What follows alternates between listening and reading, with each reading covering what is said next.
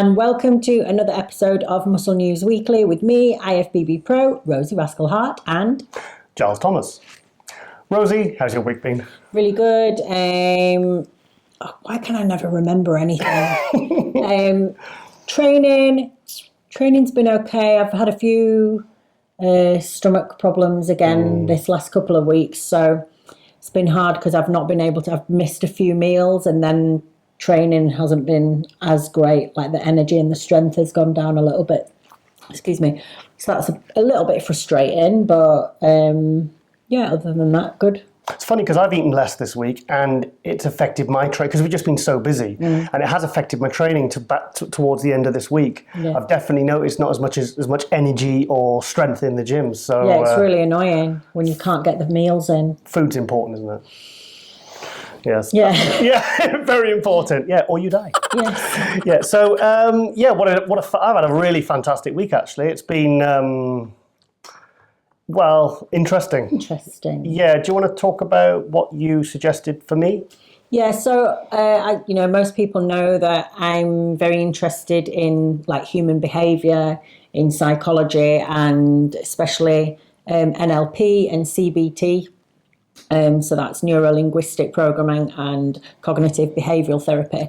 And I am a NLP practitioner myself. Mm-hmm. So once you kind of learn about human behaviour in a little bit more depth, you start to notice things on a bit more of a layered, I can't think of the word. You just know, your awareness is very different to how it was before. I thought Giles would benefit from learning a little bit about NLP for self-development and also just to kind of understand the way my mind works as well now. Because it's quite hard when you're with someone who hasn't studied the NLP to kind of describe and understand. So we went to Rob Latte, one of my friends, the guy that I had coaching with when I was getting ready for my last show, to help me with some blocks in the gym. And Giles came along to kind of talk, find out a little bit more, delve into the crazy mind of Giles Thomas. Yeah, 3 hours we're in there for. Just barely scratched the surface. Yeah. Yes. Well, no, it's funny because I didn't really have any apprehension because I'd seen what a positive effect it had on you, and I've seen how it's helped you in all areas of your life. So I've got to feel a little bit nervous because I didn't quite know what to expect, but I was kind of open to it. I was actually quite excited about it. So I thought, well, okay, let's give it a go. If there's any opportunity to kind of be a more open sort of, especially with the new business, with obviously the Rosie Rascal supplement range, which this show is brought to you by. I think it's important that we need to be working efficiently with everything we do, but also that we need to be right as a couple, and in every area of our life it needs to be, otherwise for me it all becomes a bit chaotic. So I was actually at the first 3 hour, obviously this is my first one and it's very early days for me, but yeah, it was interesting, and it was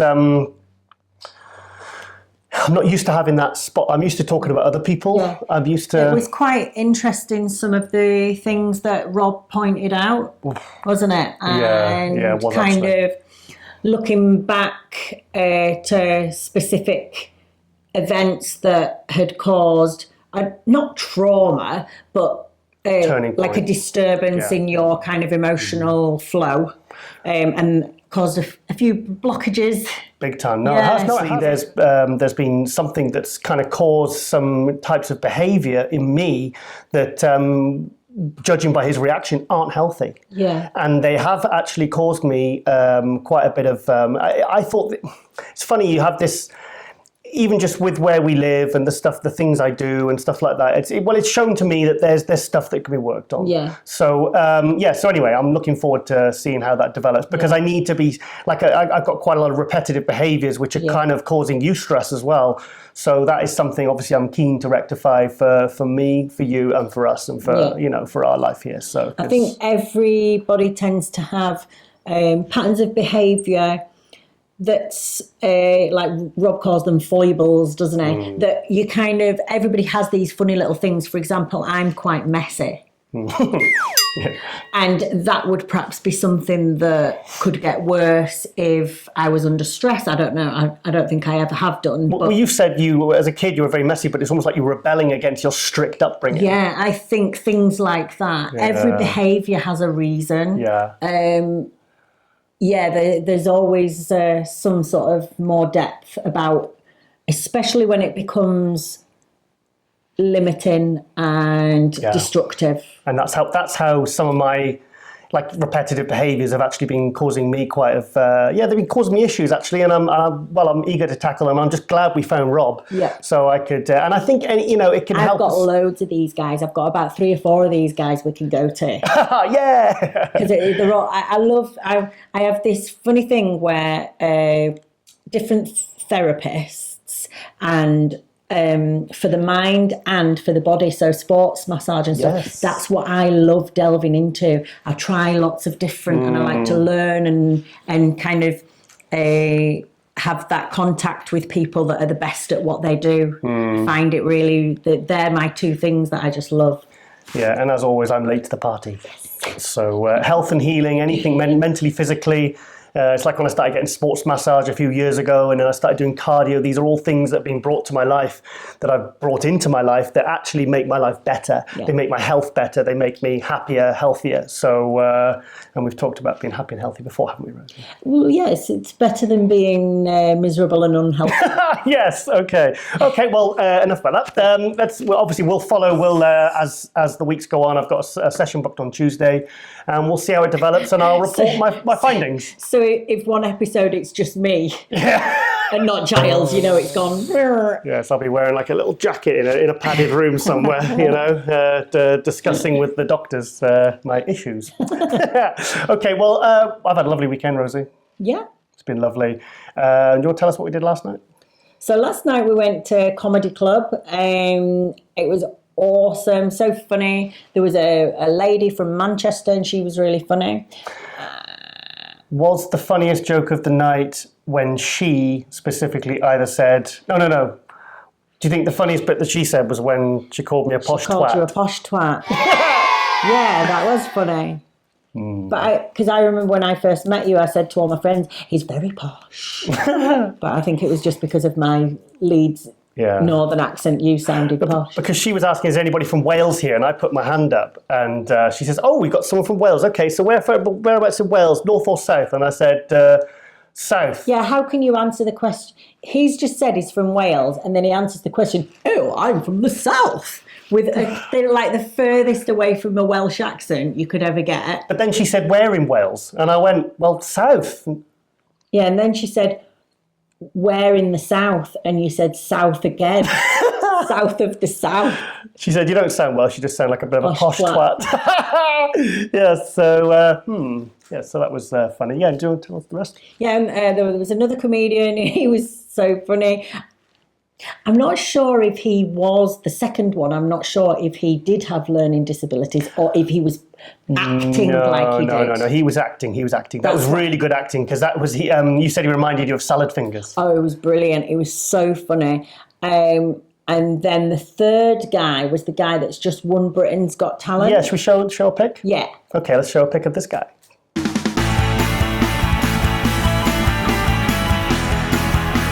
Yes. Yeah, and he actually is a disabled guy. Yes. And what's the name of the act? Lost Voice. And he can't actually speak at all. Yeah, great for being a comedian, really. Yeah, but it's really funny because it's all on the computer, like a Stephen Hawking kind of voice.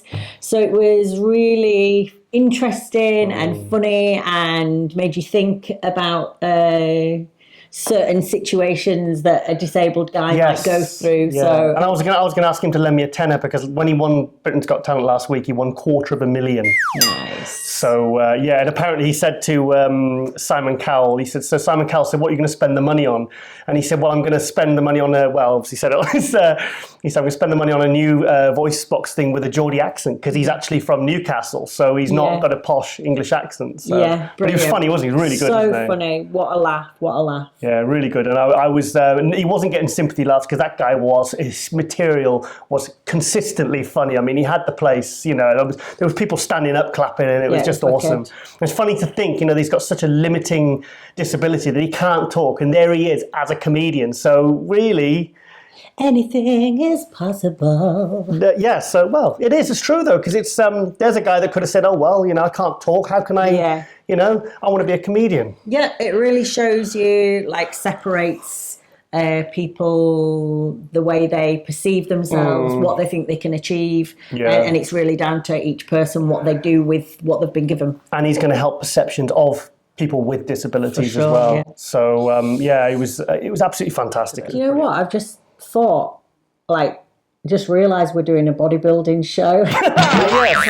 Hang on a second. Hey, this all applies. And also, I'd like to point out, on the very end of the last episode, there was a bit of confusion because there was a special offer that people got a bit confused by. Should we go to that now? Okay. Hey, Rosie Rascal here, bringing you the first special offer from the Rosie Rascal range with our amazing Amino Spark. You can get one for $24.99 with plus fuck. Plus fuck. Yes, so the plus, well, what she just said, it's not actually the special offer. So not this month anyway. yeah, it depends how sales go. Maybe if sales dip a bit, you know. So don't make me go back. I was young, I need the money. Okay, now obviously last weekend was the Toronto Pro. Which was won by Juan Morel. Now, many felt it was very, very close between him and Akim Williams in the open class. I've actually got a little clip of the two, so maybe you can watch and make your own mind up. So let's go to that now.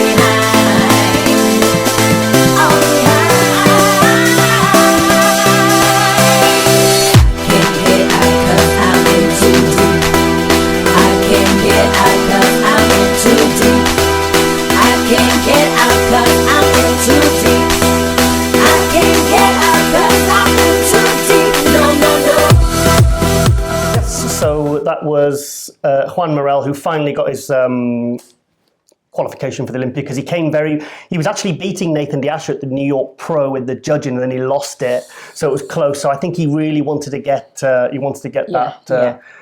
win there. Everyone wants to get the qualification through a solid win, like a really, really good one, and then you know that you're going in with, you know, a good chance of being in the mix when you get there as well. Yes, so that was fantastic. You want to talk about the girlies? Yeah. Oh yeah. So do you want me to talk about all the girlies? Just talk about Louise. Okay, so we've got our amazing Louise Rogers, or Louise Kaim as she's known now since she got married.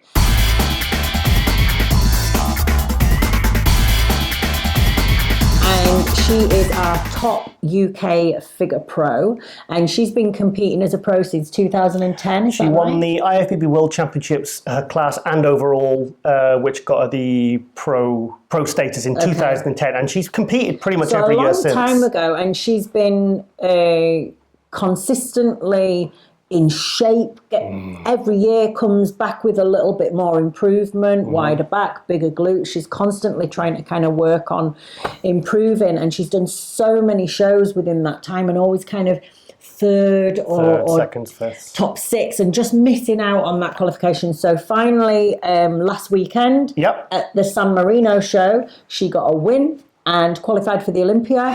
So 2010 got a pro card, finally going to be going to the Olympia, and I know for a fact she's just going to be absolutely oh God, like what a relief to have got that. What did she say to you about how it felt? She said it feels surreal and yeah, it's not sunk in for her at all. Plus, I noticed the girl that she beat was the girl that won the San Marino at the figure last November, because there's been 3 San Marino shows. There was November, there was one a few weeks ago, which she came second at. Yeah. So of course, she, so close again. And she obviously was going to keep going until, she goes, I'm going to keep going until I qualify for the Olympia. So she beat the girl that came second at one San Marino in last November. And the girl that came third was the girl that beat you at the Arnold in 2014, Bruna, who then switched to figure. Yes. So, in fact, I remember when she beat you at the Arnold, I thought, I don't really see her as physique. She looks more figure, didn't she? Yeah, she's perfect she's figure. Kind of got the structure for figure. Even like the way she's put together is a bit more figure. Beautiful look, beautiful physique. So that was a really solid top 3. So it's not like, she's got a good win there in a really good category, beating very good girls. Yeah. So that's fantastic. Yeah, what a thrill. So imagine she's going to the Olympia. I mean, she went. I mean, a couple of years ago, she went to Australia to try and qualify, and so she's travelled. She's done shows in America, LA, all over the place. She's been plugging away for years. She's definitely a lesson in never giving up and keeping going. So absolutely amazing. Really proud of you, Louise. So fantastic. Really good job. Yes. Obviously now we've Emma Pavley as well. We've got Kate Errington. So there's 3 Brits there that. Doing pretty well. I'm kind of pissed off I'm not doing competing now when everyone's there. Now it's a party. Oh well. So I'll just eat pie. Yeah, pie, lovely. Okay, but now also talk of the show. Obviously, going back to last week now was we were talking about this on the forums, but it was Cedric's huge flop. Oh. Are we talking about his competing here? Well, of course we're talking about his competing. But what else would we be talking about? Now, obviously, the competition was pretty stiff.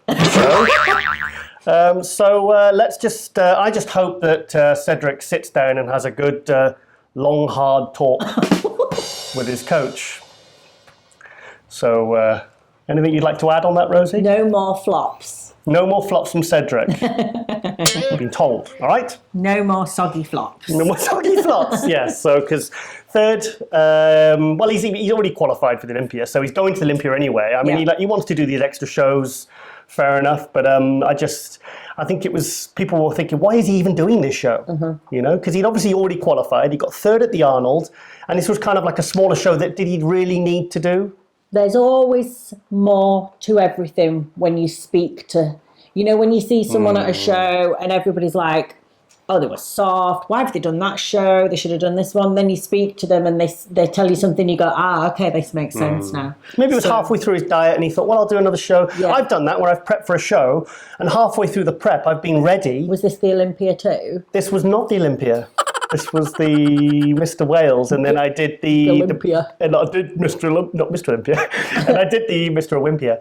No, it was the first time as British finals, but then halfway through, 5 weeks in, I realised I was shredded, so I did a show and jumped in. Yeah, and I got second. So I have never ever halfway through a prep realised I was shredded. I was like, oh fucking hell, 4 weeks diet and I'm shredded. I was absolutely shredded as well. It was a good show. It was about 10 in the class. I got second. And Jerry Halliwell from the Spice Girls, her person... Was in the same class. Was in the same class, and she narrowly beat me. Yeah, she had better hair. So, no, it was Jerry Halliwell's personal trainer. There's a very famous picture, which I'll show, actually. Okay. Would you like to see it? Mm-hmm.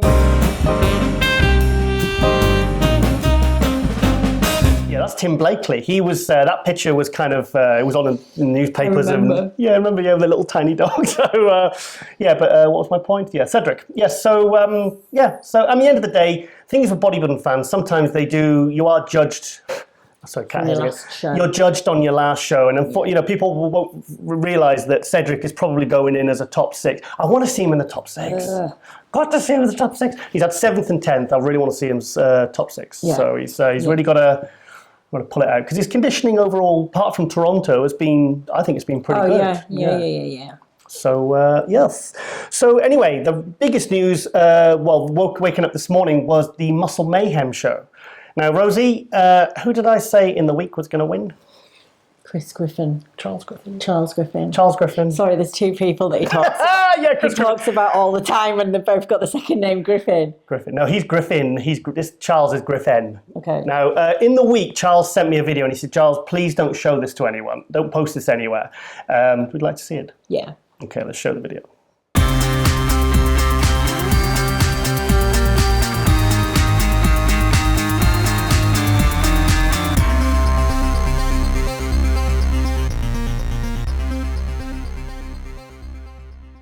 Yes, so that was Charles. So he sent me that, and I said to Charles, look, mate, I think it's game over. I said, because if he had Aki, he had to go up against Aki. These are the placings. Charles won.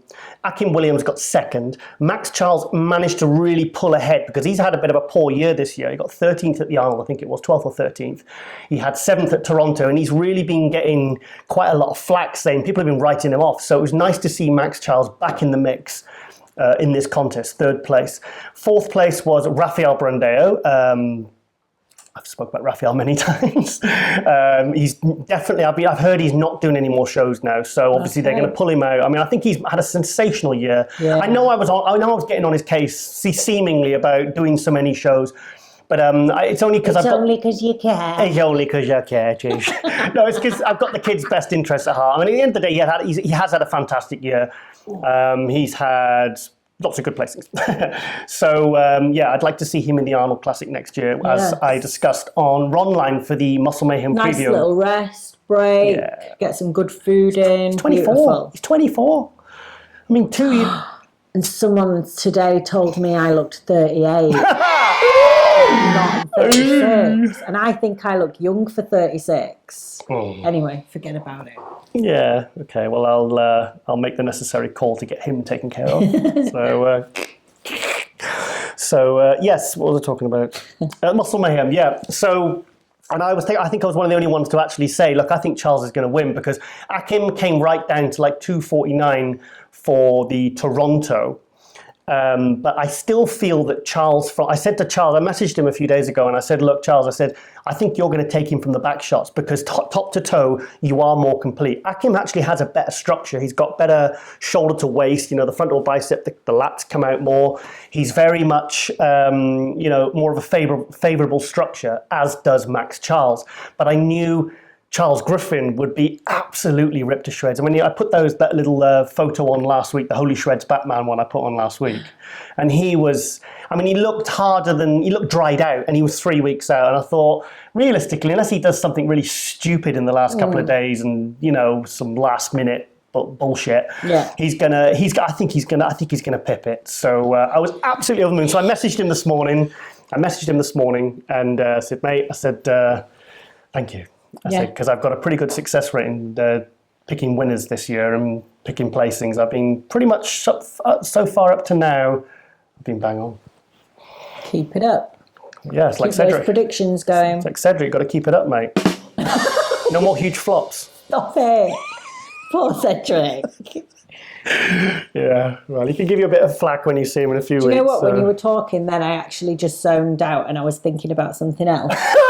And I was just remember that time when there was a bikini girl category on, and there was a girl that had quite high body fat on the glutes still. So she did everything walking to the front. She didn't do any back poses, and when she walked off like that and didn't turn around. Can you remember? I don't know, I'm zoning out. That's what I was thinking about. I'm zoning out now. Sorry, go. I do actually, I vaguely remember it. I'll have to check like walking sideways like a crab all the way. She didn't want to turn around and show her glutes. Maybe she's trying to do a most muscular crab shot. So, okay, well, Rosie, have you ever heard of the famous Kevin Levrone, Ronnie Coleman vodka coffee story? You've never heard it? I might have done by you, but... Okay, well, there's a very famous story. Actually, why don't we just see what Kevin Levrone has got to say about it? Okay, let's see what Kevin... I said, listen, take a shot of this vodka, man. You'll be all right. I said, you just chill, man. Take it easy. So he took a shot. Man, you sure? I said, yeah, I'm sure. So I'm like, okay. So he drank it, and man, this stuff don't taste right, man. I ain't used to this in my body, but if you say do it, I'm gonna do it. I said, all right, go ahead and drink that. All right, so he drank it. We sat down and talked a little more. Talked about training, working out. I gave him another shot. Gave him another shot, right? So about the fifth shot, he's like, man, this stuff pretty good. You got it? Let me have another shot of that. Man, that vodka, that made me feel real good.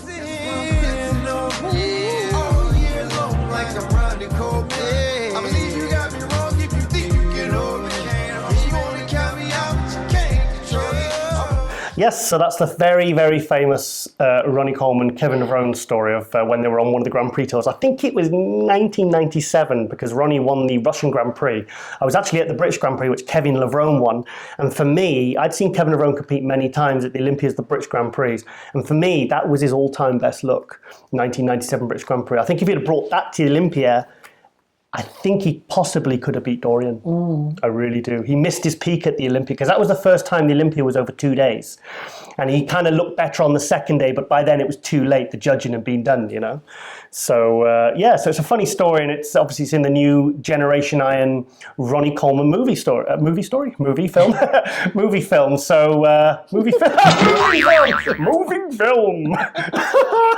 Oh, God, I'm on form today. Enough about, so let's just hope that's not a huge flop. No. So that's all I've got to say about that. Yeah, so anyway, June 22nd is as we featured in last episode, is the Ronnie Coleman film. So let's hope that's as good as we expect it to be. Yeah. Yes, because we love Ronnie. Yes. Have we mentioned that before on the show? Yes. Okay.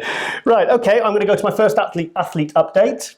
From this is a guy I was talking. Was this on the preview or last episode? Anyway, a guy called Keith Williams, an American pro, contacted me, and he actually had my number. His number is in my contacts. It came up from when he did the Nordic Pro. I think it was 2012, 2013, one of those years. And he said, all those guys are sleeping on me. Talking about the Muscle Mayhem, it was like, he says, don't count me out, brother. And then he sent me some pictures and some video. And I said, oh, Russ, it's nice to hear from you, Keith. I said, we'd love to get you on the show. So Keith has sent us this little update. So let's see what Keith has got to say to us at Muscle News Weekly. Hey everybody, it's Keith Williams, aka Big Keith Williams, from Lawrence, Kansas. And first, I would like to thank Giles and MD for giving me the opportunity just to let me share my story and my journey as far as my bodybuilding career is concerned. Bodybuilding started off for me in 2007 when I decided to retire from the NFL and do something different. A lot of people don't know, before I started playing in the NFL, I was a track athlete, world champion and USA champion in the 60 meters and indoor and outdoor, and top rank outdoor runner as well, before going to the Olympic trials and qualifying for the Olympic trials in 1996 in Atlanta, Georgia. After that, I then put my hat in the NFL in the supplemental draft and got drafted by the Denver Broncos and played with them for some years, got some Super Bowl rings out of the deal, and then got traded to the Packers, and from there played for a few more years, and after that I got a concussion, which I was out for 5 minutes, and kind of ended my career on that note. At that point in time, I really didn't know what I was going to do.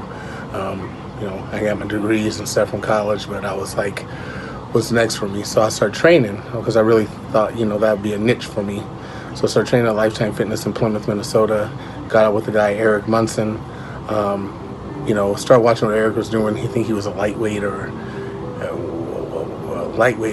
probably a lightweight or welterweight at the time, and just started being really interested in what he was doing. And I like to push myself and challenge myself, so I asked him if I can join in, and he's like, you should do a bodybuilding show. And I was like, I don't know, I don't really know nothing about it, and I didn't.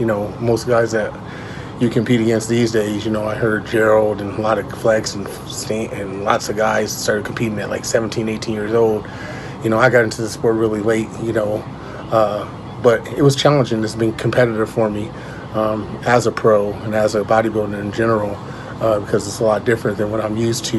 I'm used to playing in a football game where you score enough points, you win the football game. You run across the finish line first, you you win the track meet, and now you're in the hands of a bunch of judges judging you with their subjective point of view, which is tough. But I tell people, out of all the sports I've played, this is by far the hardest one as far as the regimen of training, as far as the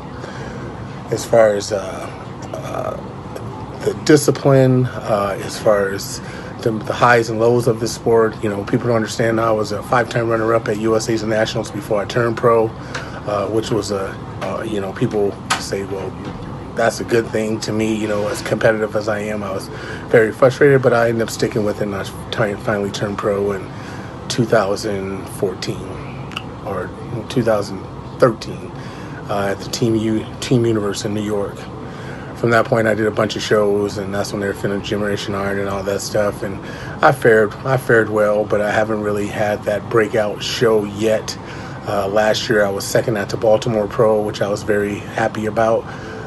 Went to Lou Ferrigno and did pretty well there. I didn't place in the top 5, so I guess it don't mean much. And then took off the rest of the year this year, and got up with my new coach, Melanie Specco, after working with several coaches and finally finding my fit. And I met Melanie through my wife, because I was training my wife and decided that she needed a change. And it was time for me to step aside and let her get a female's perspective. And Melanie's a pro, an unbelievable pro. So we went in that direction. So I was thinking, I was like, hey, if you're training with her and we train together, we might as well use the same coach. And it's been an unbelievable journey with Melanie. She trained with Iris, she's trained with Brandon Ray, she's trained with a lot of people and trained a lot of people as well. And, she said she was surprised from the standpoint of me that I would actually, as a pro guy, I would train with a female, because we have an ego about ourselves. And I'm not about ego, I'm about, who can produce the best results. So got it with Melanie this year. We're less than 12 hours away from the Muscle Mayhem Championships. I sit in my hotel room right now, and eager to go on stage and finally bring a package that I think that excite myself, my coach, and the judges, hopefully, and get the just due that I think that I finally deserve. I don't believe in, getting gifts or somebody giving anything to me, especially because I'm at home or, whatever the case may be. I believe in working my ass off and doing what I have to do to, get the rewards that I see. I mean, I was even honest with myself. I told my old trainer, Dave Kalick, today, I said, I looked at the pictures from California and some pictures from New York last year and thought I should have did a bit better. But when I'm back and look at the pictures, it was, the package just wasn't there, and I get it. But I know the package is here this year. This is as heavy as I'll be going on stage at about 258 to 260. Condition is shit, because Melanie's got me, an unbelievable condition. And it's not something I'm just saying. This is something that tomorrow people will see that I've done. I've done a lot of shows. Last year I did the Baltimore Pro, and I was second, which was great, and that was like my first time in the winner's circle. But now it's time for 2018 and show people what I'm really about. And I think what me and Melanie is bringing to the show is going to be great. And I'm hearing some good things. So I'm excited to be competing against those people. Like I said, I've played in the NFL for 8 years. I've ran track, and now this is, my third pro sport. And so it's taken a toll on me. And I'm a little older, than some of the guys I compete against, but younger in the nature of not being.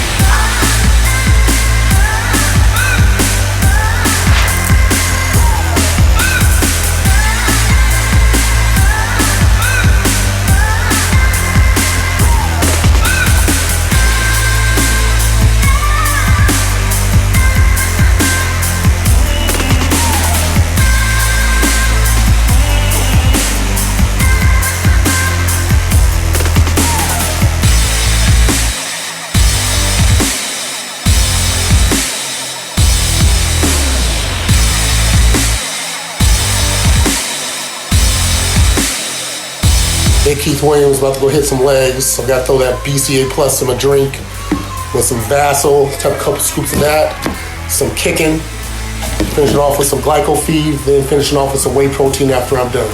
Big Keith Williams, tight nutrition.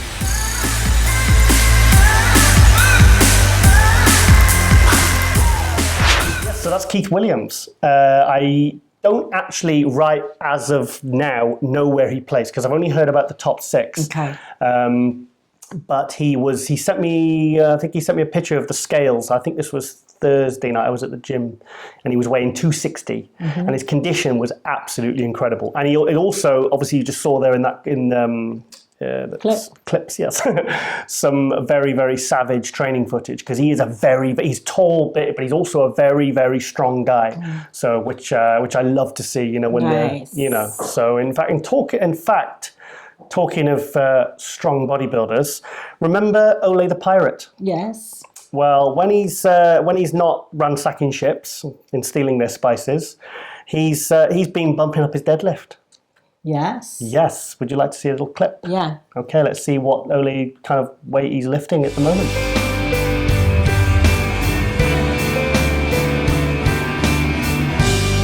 Come on, Ola.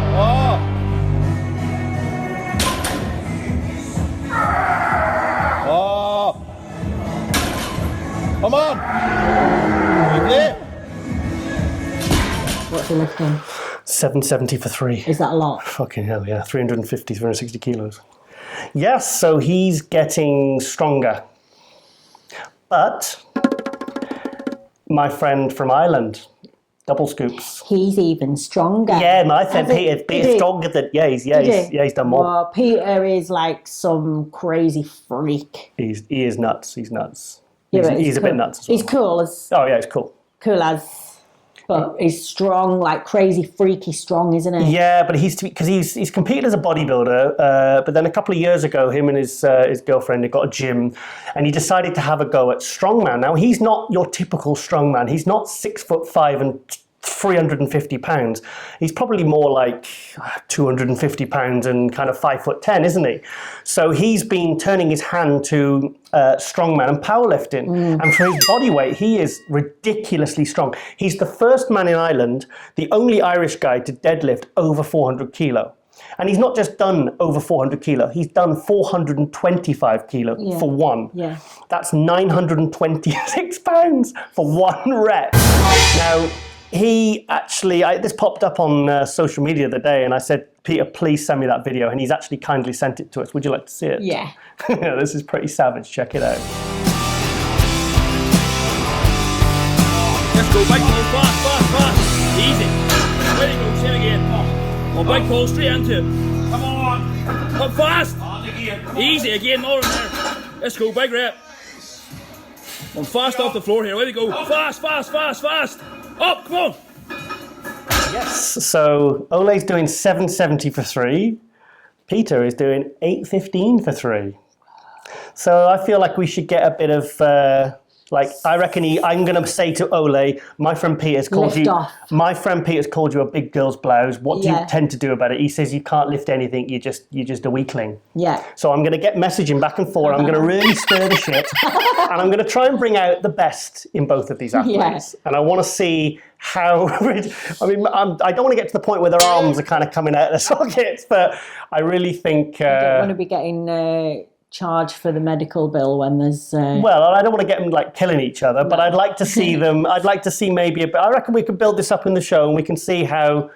And Peter's a little bit like Ole, like he likes dressing up. He's a bit like me on Tuesday. of a wild spirit as well, likes dressing up and being fun. Yeah, because remember when he was on the RCSS stand when we were. Yeah, and he spoke in an American accent all weekend. Yeah, he did. But it was the only way Ronnie could understand him. That's right. Because he has such a strong Irish accent, Yeah. and no one could understand him. Because we were driving to the expo in the Ronnie Mobile, which the car had all stickered up, and it was we had Ronnie, Peter, you and me. I think it was. I think Sean was with us as well, and we were driving, and Ronnie was just shaking, and I think he actually I think you might have said, I think you joked that you needed to talk in the American he started accent. speaking American, and he was like on the stand, because he worked on the stand, didn't he? And he was like throwing samples out, going, "Ain't nothing to it but to do it." And Ronnie was like, yeah, Ronnie was good. Yeah, all the guys, the RCSS team, they loved it because he was really It was brilliant. And then in between, he was going to this car deadlift challenge, and it was like a scoreboard, and he kept going. He says, "Hang on, I'll be back in 5 minutes." He went off and he says, "Yeah, I've just broke the record." He said, "I've done it for 43 reps, deadlifting an empty car things." And then he went back. I think he went back twice because somebody else kept coming back and upping his numbers. But it was like probably ridiculous. Yeah. Ooh, didn't think about that. So so Ole the Pirate versus Double Scoops. Yes. Now, also with Peter, he was one of the first ones that really kind of inspired me to start doing little silly videos and clips and stuff like you see on this show.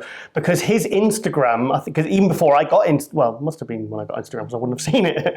When I first got Instagram, I used to see some of his videos he edited on his phone, and they were hilarious. So I'm going to try and find some of the old ones, and I'm going to put them in next episode. Funny. So, so Peter, possibly one of the strongest mofos in Ireland. So we love you, Peter. So Ole versus Peter, it is on. Yes, I'd like to show you a gym fail. Let's do this. Okay, this was on Aaron Clark, the 212. This was on his Instagram. So see what you think of this. Check it out.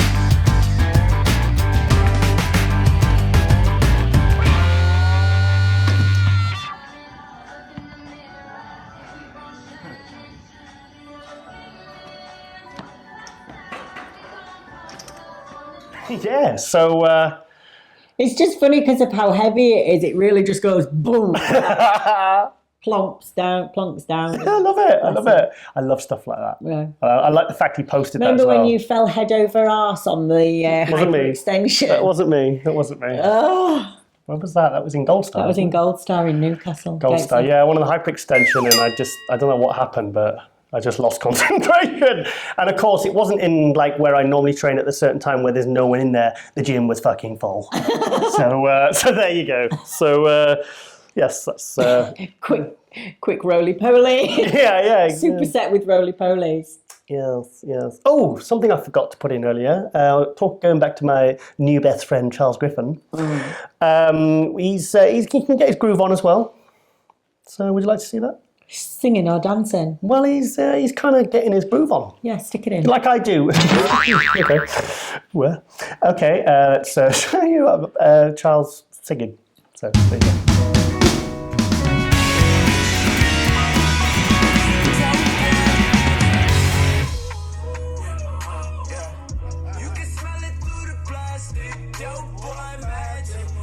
Okay, yes, so I'd like to go to another athlete update. Let's do it. In fact, let's go to your athlete update. I've got a few girlies. I've been chatting to Shelby Starnes, and he is a coach over in America, and he mostly preps women. I've seen he does prep a few men, but in general, it's mostly women, and this guy gets the women frigging shredded. He does. Crazy muscle. And they all have this same sort of look about them. Without turning them into geezers.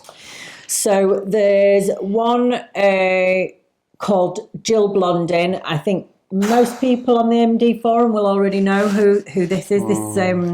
This is a lady with some crazy genetics, super sweet woman.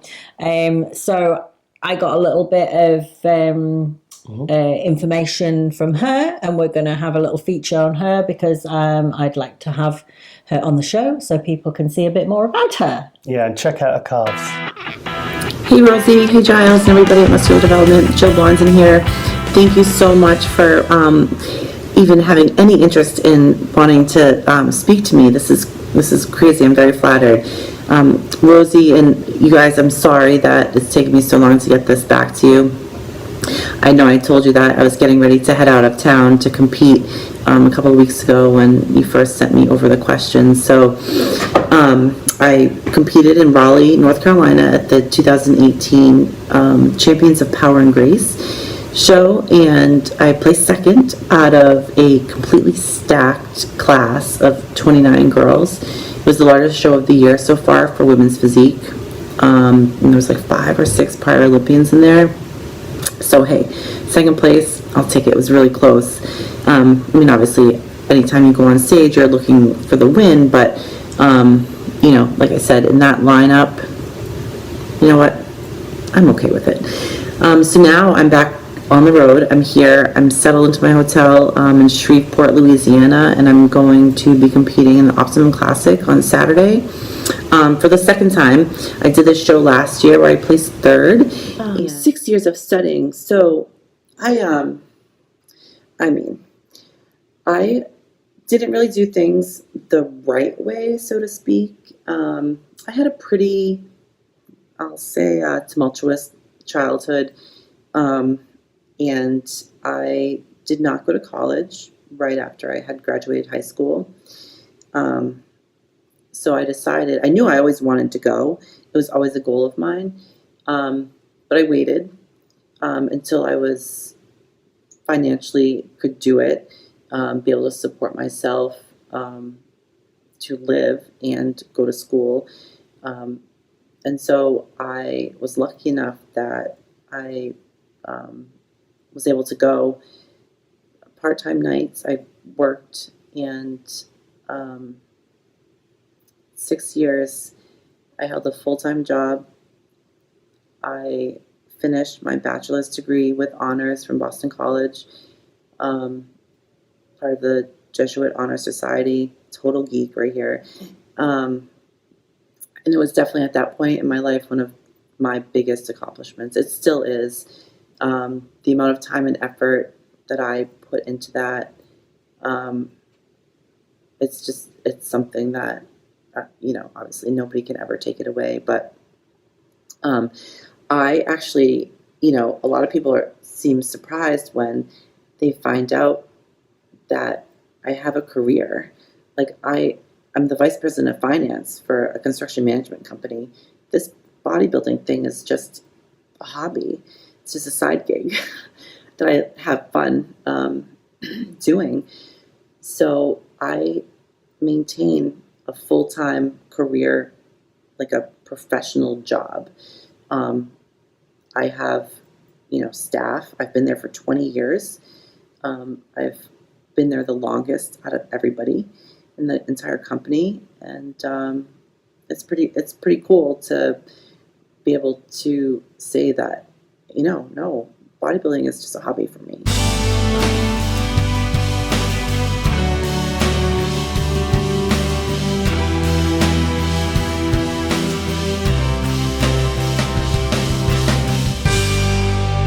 So, and also Jill competed just this weekend. I'm not 100% sure if she did 2 shows, but I know that she came, she was the champion in the Masters over 35, and she came second in the Open at the Power and Grace competition. Whether she did another one as well, I'm not sure if she did Omaha. I think I've seen pictures on the Omaha thread on the MD forum, and I've seen pictures of her. So I'm assuming that's from that show as well, but she looks sensational. There's also a girl called Christina Thome, and it was her pro debut at Omaha, so we've just got a little picture of her just because she's cute. Okay.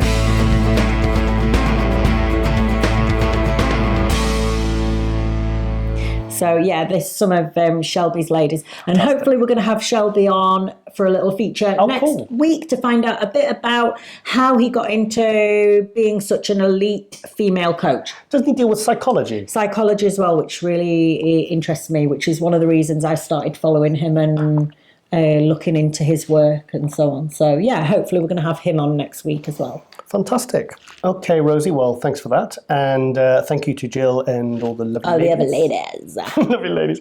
Okay, now this is something that absolutely blew me away earlier this week.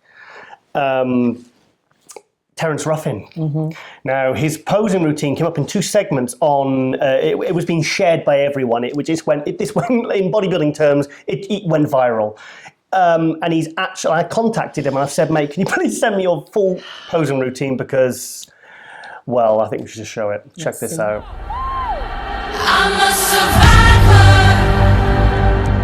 I'm not gonna give up. I'm not gonna stop.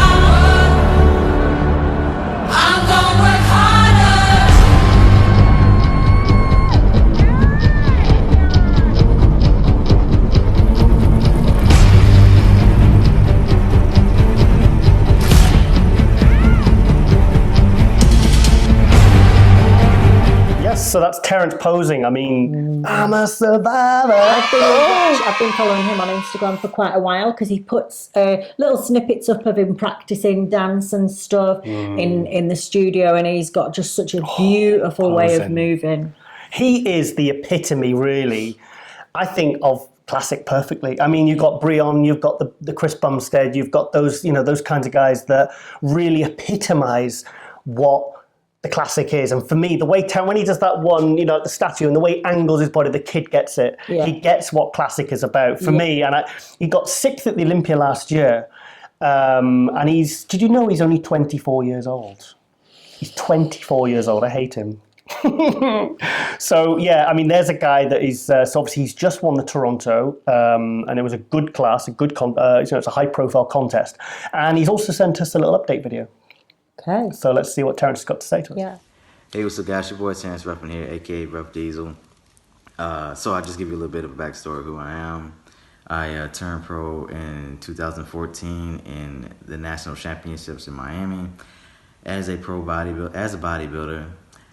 I was the youngest pro bodybuilder in 20 some odd years. I can't remember anymore. But I turned pro at 21. From there, I took a year off from competing, and then the following year, Classic came about. I hopped into that, and it's been going pretty good since then. Although all the time, I was competing as an amateur, and the first year or two as a pro, I served in the United States Air Force as a avionics tech. I worked on a system that jams missiles and things like that from hitting the plane. Didn't really enjoy that, honestly. So as soon as the opportunity came about where I could do something else, do something I really like to do, I took that opportunity, and now I bodybuild full time. I do a lot of posing sessions on the sides, and also coaching as well, and that pays the bills. So my recent competition win was the Toronto Pro. Really, really cool show. I really had a good time doing that. And to be honest, the routine was probably the highlight of the show, even more so than winning. Just the amount of positivity I got back from doing that. And, I put a lot of work into it, so it was nice to get some, I guess, recognition for it. I spent about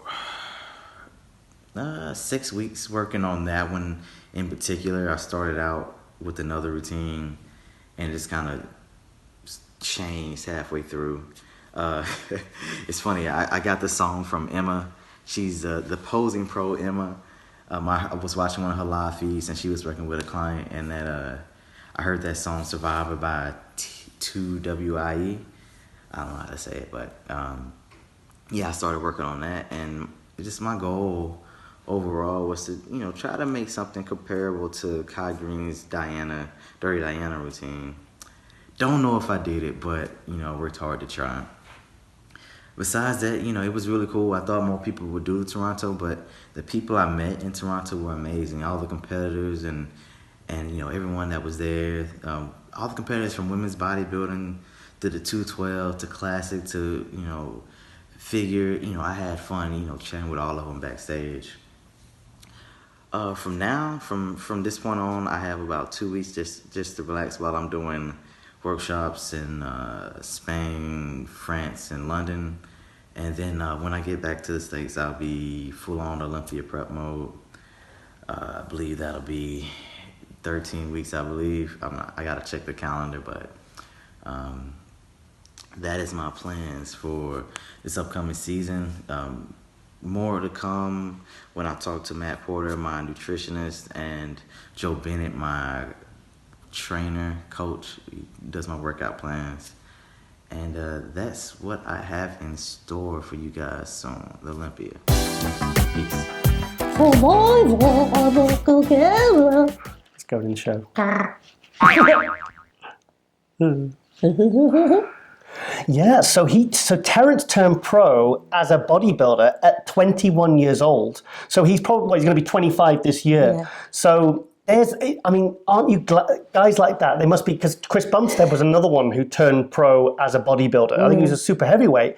Now, I was talking to your friend Charlie Marden, who we featured in an episode at Ultraflex Gym in Leeds, and he was saying there's a guy kind of, what is he, about my height, 6'1"? Yeah. He's a big frame. He's done NABA in the top height class, and he's one of these guys. He's tall, he's wide, he's got a huge frame, and it would probably take forever to fill it out. And I was talking to Charlie about, isn't it great, like with Terrance here, that the classic class has come along? Because remember you said about Charlie and also Mikkel, how they look so healthy. Exactly. They look so young. I mean, Charlie and Mikkel, I've from the gym Ultraflex, I've known for years, and I've seen them at different phases of bodybuilding when they've been pushing for more size, when they've been competing in the bodybuilding.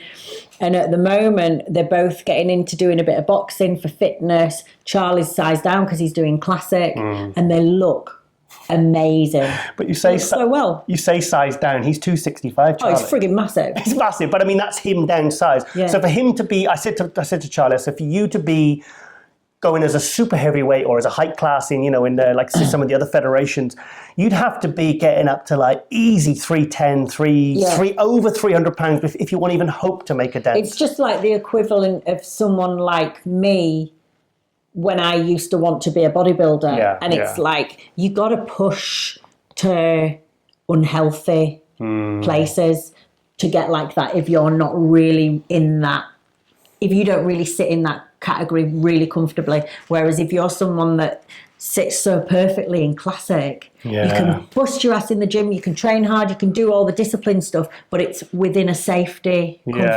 not comfortable.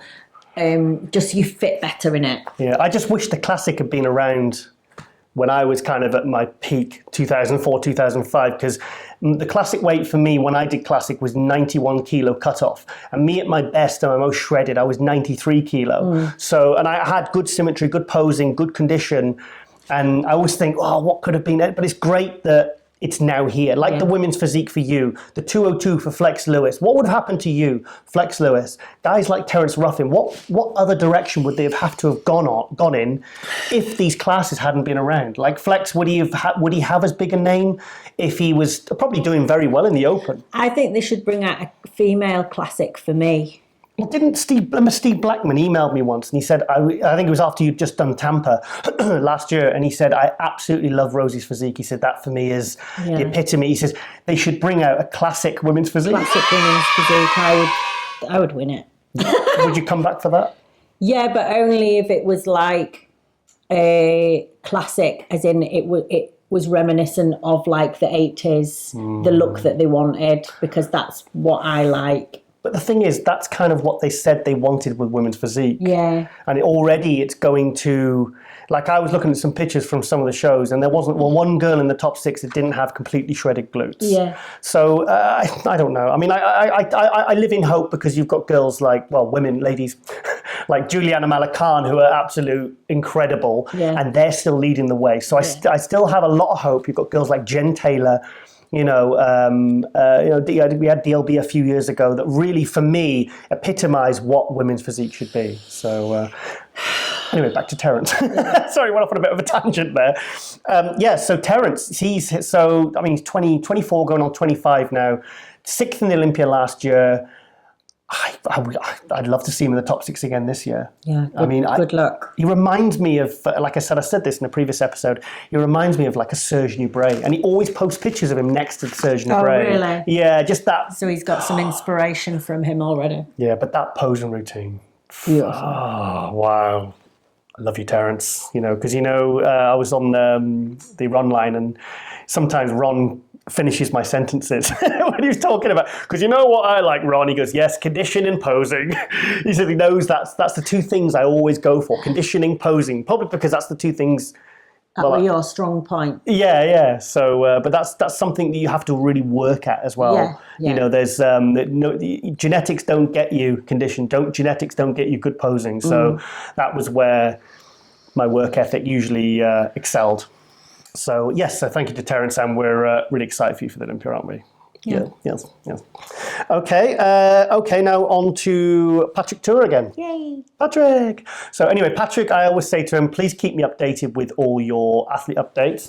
In fact, literally yesterday, Jen Azim, I hope I've said his name right. He's actually a British athlete. Patrick's been working with him for the last year. Now, this was a guy I think that was struggling to make top 6 of the British finals. He's been working with Patrick, and he's just won the super heavyweights at the Amateur Olympia in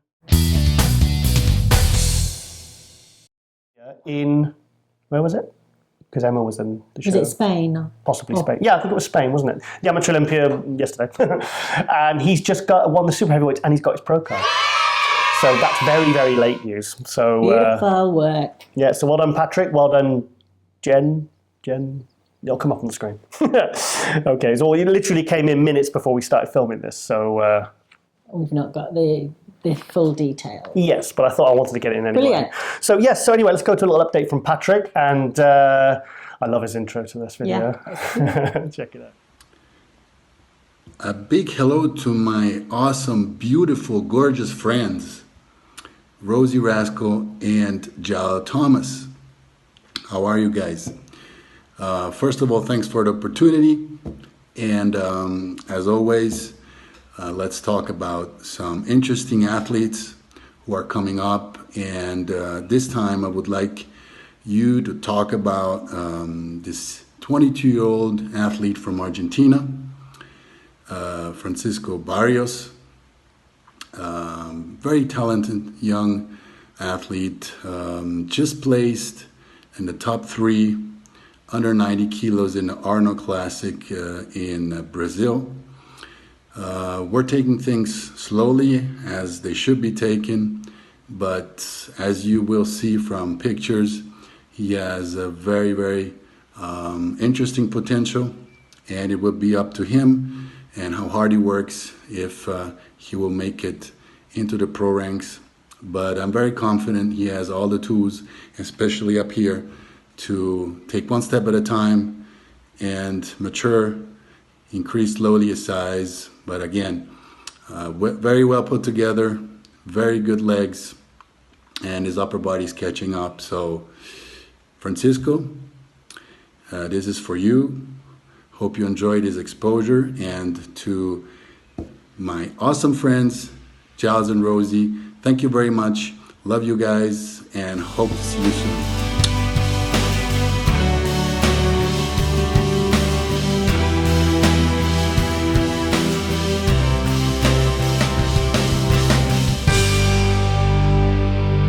So that's Francisco Barrios. 20, did he say he was 22 in the video? I think he said it was 22 or 23. But he's just placed top 3 in the men's class, not even the juniors. So yeah, fantastic prospect there for for 212s. I mean, still looks like a kid, still looks so young. So yeah, and also he also sent me another video of the amazing Nicholas. Voila. Yes, who obviously, I think everyone is so closely following Nicholas because I think a lot of people don't think he's going to make it down to 212. He's getting bigger. He looks insane. I mean, there was a picture, in fact, I'll probably find the picture and put it on at the end of this, but there's a picture where he's bent over doing stiff-legged deadlifts with dumbbells, and you don't actually look at his hamstrings and his calves, you're looking at his inner triceps, which are striated. Yeah. I mean, he looks absolutely incredible, but I just check the video. I've got to check the video out now. Just have a look at this. Amazing.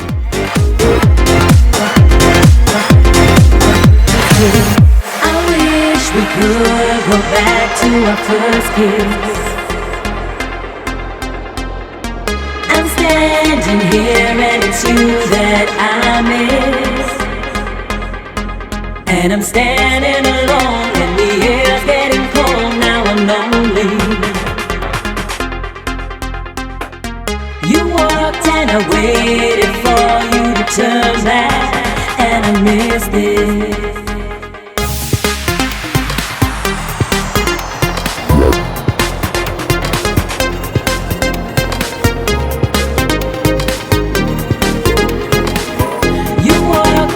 Waited for I need to chase this up, but I believe, because he's going to be in the Lisbon show in several weeks, and I think he's going to be going up against Ricardo Correa.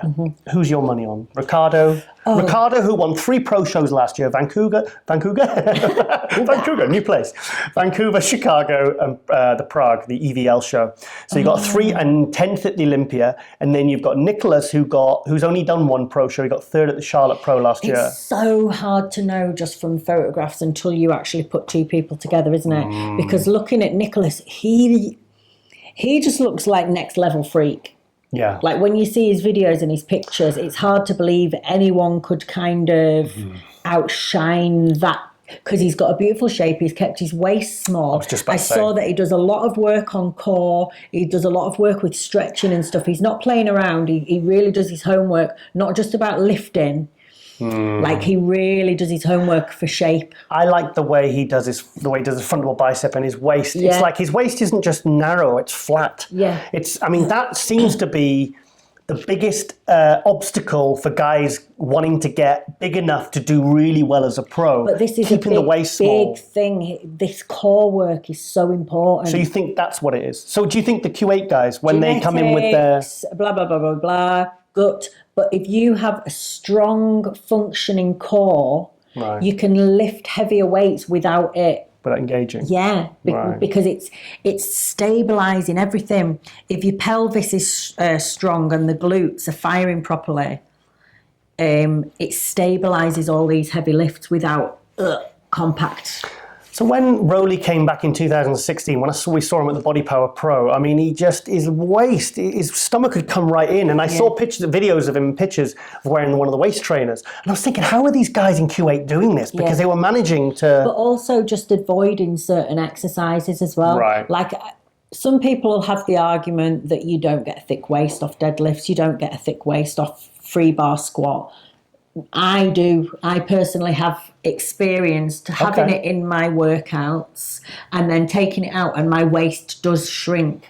Right. So there might be certain exercises that people completely avoid, and it will shrink your waist completely. You can completely change your shape just by exercise selection, completely. Well, I mean, I've seen some really good physiques that have started off great, won pro shows, and then through wanting to get so much bigger so quick, the waistline goes. And for me, it completely spoils the picture. I don't care how big and impressive and freaky you are. If you've got a big stomach, I don't think there's no one, no fans, nobody in the sport that likes that look. No. So if there's anything these pros can do to avoid it, then please try it. Try it. I mean, it's, so... Maybe I think I'll get Nicholas on and Patrick, and we'll put this actual question to them. Yeah, that'd be really interesting. I'd like to have that. Yeah, actually. I think we should do that. Yeah. So obviously Ricardo versus Nicholas. So I think we've got to go over to that show. I think we've got to go over to that, because just to see them two on stage is going to be exciting enough. And obviously you're probably going to get a few other big names. I've got my Sam Forbes competing at that one too. Oh, fantastic. My figure pro girl. Okay, I think we're going to have Sam in next episode, aren't we? Yeah, if she sends me the bloody videos. Well, we wanted her in this episode, but... She's always so burnt doing it, because I've got her doing all this cardio and low fat, low carb. Oh, I can't do a fucking video. And then I send her a message. I say, have you done that video for me yet? She's like, sends me voice notes abusing me, telling me to do one. Well, I'll send her a voice note abusing her if she doesn't get that video in for next week, because we want to promote her. So, So we do understand, Sam. So we're just here for you, here to promote you. So, okay, Rosie, would you like to see a video of a man getting wasted? Yes, please. Okay, let's go to that now. Welcome to the protein bar. All eyes on me. I'm with the party rock crew. All drinks are free. We like Ciroc. We love Patron. We came to party rock. Everybody is on. Shots, shots, shots, shots, shots, shots, shots, shots, shots, shots, shots, shots, shots, shots, shots, shots. Everybody! Shots, shots, shots, shots, shots, shots. Wow, nice muscles. I work out. Girl, look at that body. Girl, look at that body. Girl, look at that body. I work out when I walk in the spot. This is what I see.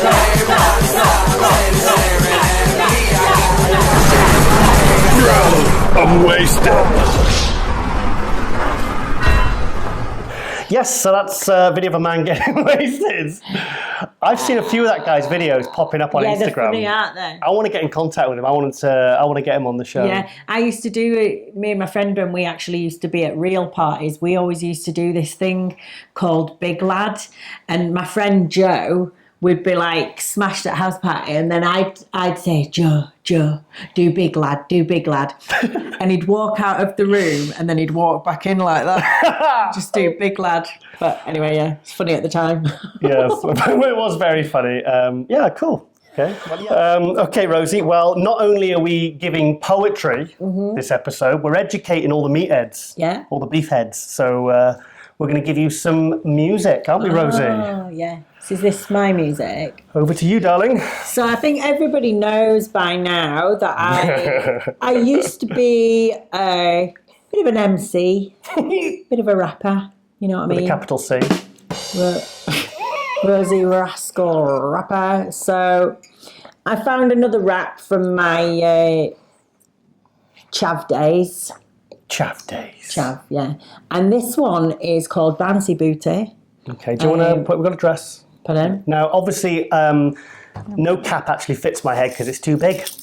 So this is the only hat I can actually fit on my head. I have to put the chain on. Okay. And this one's quite tight as well, actually. Is it? But this one is called Bouncy Booty. I think you'll find the lyrics are probably some of the most badass lyrics you've ever heard. Sorry, the tune's already in my head. No, you can't start dancing until it comes off. Play.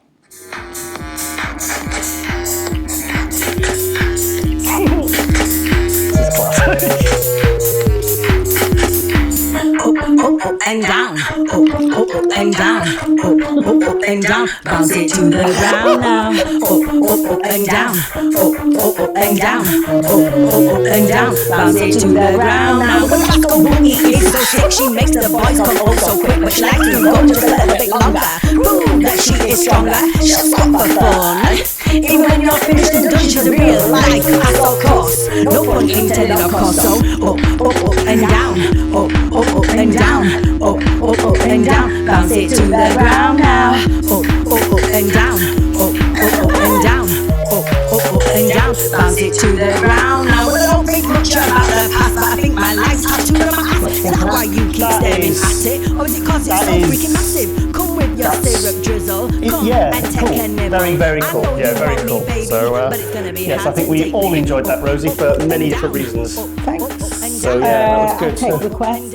I also like a little bit of Tupac, and I like N-dubs, so if anyone wants me to do some requests. Do they have N-dubs in America? No, but they should. They should, yeah. Yeah, you love them, don't you? I absolutely love N-dubs. Talk about them today. Yeah. Yeah. Also, Rosie made me edit something out last week because I apparently was begging for Christmas presents. Well, you can tell me Christmas presents, for birthday presents, and I'd like to put it back in. So, okay, 3, 2, 1. Okay, you finished burping? All right, Rosie. Well, I've actually got nothing else for the end. Okay. So, yeah. Oh, we might as well talk about next week. We should have your second product. Oh yeah, so next week the second product should be coming out. That is a caffeine-free, stimulant-free fat burner. I might write a rap about it. Yeah, do a little yeah, so fat burner rap. Excited for that to come out, and this is the reason I can't actually have any stimulants anymore because of. She starts rapping. She starts rapping wherever we are. The old MC days kind of come back to haunt me when I get too stimulated. So yes. Yes. Well. Yes. Well. Yes. Is that yes. it? Yes. Also, the reason I'm drinking out of my Download Festival mug is because it's Download Festival this week, and Guns N' Roses are playing, and I've forgotten who was the other one that's playing. Ozzy Osbourne, who actually bought me a Tonka truck when I was a kid. Cool. It's true. I know. Well, I like to tell the story because he used to come to my dad's pub when I was younger. Him and Lemmy at a Motorhead, and we used to get Christmas cards every year off Ozzy Osbourne. So I know it just makes me even cooler, doesn't it, Rosie? Yes. So so Download Festivals this weekend, which we didn't go to this year, but we went to it last year, didn't we? Yeah, it was good. And we bought tickets for all 3 days, but we only went for a couple of hours because you were dieting for Tampa, and obviously I wanted to go. And we watched a bit of Mastodon, didn't we? A bit of Mastodon, and then we watched Five Finger Death Punch, who were on for 1 hour, and then we came home. So, and the cat is scratching the chair. Stop it! Stop it! Would you believe that's a different cat? So, not some random cat. Stop mumbling on. It's not some random cat. It's ours. So we have more than one. So not just Maya, but maybe we'll do a little compilation video next week of Domino as well. So yeah. So anyway, the reason I've said Download, so I think we should finish off the show with our rousing rendition. Stop it! Oh my goodness. Rousing rendition of well, don't want to spoil it. So anyway, big thank you for watching. Big thank you to Rosie. Thank you, for guys. giving us that amazing rap. Anytime. And hope to see you next week. We've already got a load of guests already lined up for next week. So with Rosie Rascal Hart, MC, Team UB, I'm Giles Thomas. We will see you next week. Thanks for watching.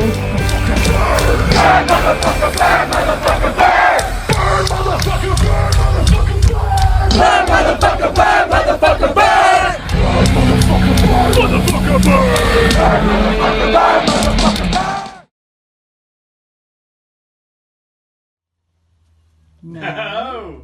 No!